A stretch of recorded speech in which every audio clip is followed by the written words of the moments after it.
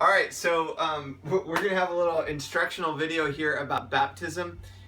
We have some phenomenal baptizers here at South Bay, but for all of you who are new to the show of baptizing, we thought it'd be fun to do a little baptism video about how not to baptize people. So Baptism 101. Yeah, this is Baptizer 101. Baptism by fire. That's what this is. Bam. So, okay, first of all, we have David here, who's a horrible sinner. I just gave my life to Jesus. He just decided to follow Jesus. I'm going to baptize him. Now, first thing I could do is I could just, keep him down under the water and drop him, and he just stays there until all his sins are washed away. That is one way not to baptize him. So I'm going to pull him back up.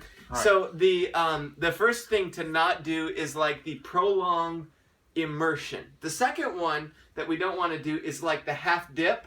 That's where we kind of we just get him right there, but his whole body, waterline, dude, you're heavy. His whole body doesn't go up, so just this top of his head is not fully submerged. So when we baptize, we want to make sure. Good thing I worked out this morning because my muscles are big enough for I'm a big boy. But what we want to make sure to do is fully submerge, immerse the person in water. Now, the other thing that really helps with this is asking the person who's getting baptized to bend their knees before they get baptized. So if you bend your knees, you go down. It makes it a little bit easier. You go all the way down, but then, this is great. When you come back up, throw them up. So then it helps the momentum of the situation, brings tremendous elation and celebration. Now, the other thing that is important too is when you get somebody into the water, they have already been prepped for that decision. So you don't have to preach to them at that point. You don't have to go on a prolonged sermon to ask them to confess their sins. Like David tells us, the worst sin that you've committed ever in your life. All you have to do is say, okay, they're going to already be prepped to put their hand right here. All you have to do is say, in the name of the Father, Son, and the Holy Spirit, I baptize you. Or you can say, I baptize you in the name of the Father, Son, and the Holy Spirit. And then at that point, you can say what you want. I usually say, buried with Christ in baptism, raised to walk in the newness of life. And that's it. And that whole experience, now a couple other things to keep in mind, is the holy hug. We do the holy hug sometimes. That's where you get in and you're like this for a long time. And then they're not really sure what to do. So then everybody who's trying to decide if they want to be baptized is wondering well, do I have to do the holy hug when I get into the water? So don't worry about the holy hug. You just give a man hug. Let me show you. I'm not weird. God bless you. Like that. And then what's up, man?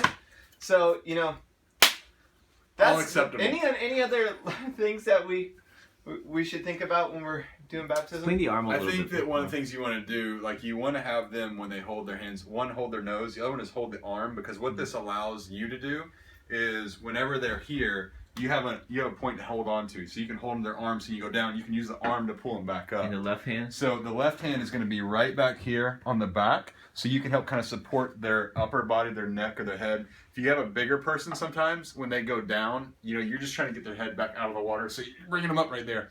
So, but grab here, go down. One of the other things to think about too is when you're in the baptism tanks is where do you want the person facing? Generally at North San Jose, we're putting them up on the screens, the auditorium. So you want to actually help position them. You don't want them to be facing the camera like this. You don't want them facing like this. You want to help direct them towards the camera. So you want the camera facing at them, and then you want to be right here with them. And then at this point, you can just say, hey, have you put your faith in Jesus? Mm-hmm. Yes, okay, I baptize you in the name of the Father, Son, and Holy Spirit. Boom. You can go down at Sunnyvale or South San Jose, where you may be baptizing, wherever they need to be angled. So if there's a camera taking pictures, you want to make sure that the person is facing the camera that is taking the pictures. How long do I have to hold my breath? Long enough. Okay. That's good. Jesus gave us the commandment to go into all the world, make disciples of all nations, and he said, baptize them in the name of the Father, Son, and the Holy Spirit, and teach them to obey everything I've commanded.